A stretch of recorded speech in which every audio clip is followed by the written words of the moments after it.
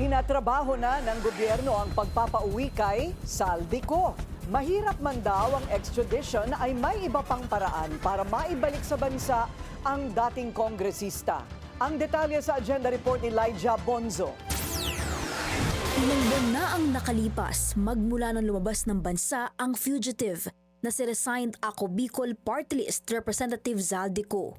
Hanggang ngayon, kahit kanselado na ang pasaporte nito, hindi pa rin natutunto ng mga otoridad ang kanyang kinaroroonan.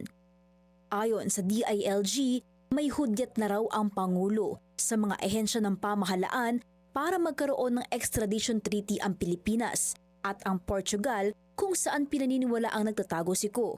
Pero nagbigay na instruction sa President na formally mag-apply na kami ng extradition treaty sa kanila kahit wala pang formal extradition treaties between the two countries. Pero through the Interpol, magre-request na kami ng repatriation ni Saldico kung nasa Portugal talaga siya. Ayon kay Rimulya, base sa impormasyong nakalap nila, may Portuguese passport si Ko. Kaya tinitignan nila ang posibilidad na naroon ang dating kongresista. Pero makalipas ang ilang oras, tila kumambyo ang kalihim at nilinaw na almost impossible na ma-extradite si Ko dahil walang extradition treaty sa pagitan ng dalawang bansa.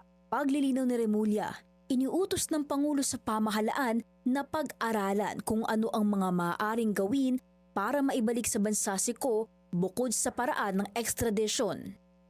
Pinag-aaralan pa namin kasi ang magulo dito ay wala tayong extradition treaty. But there are other avenues that we can pursue na gusto niyang pag-aralan. A treaty takes years and years to do. Okay. So the other avenues possible, in-instruction sa amin ay pag-aralan namin kung paano natin magagawa ang extradition niya not passing through a treaty.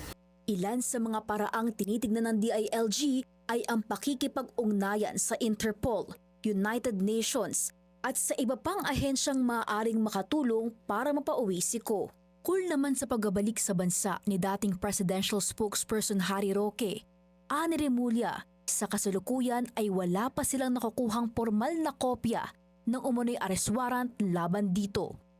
Para sa agenda, Elijah Bonzo, Billionaire News Channel.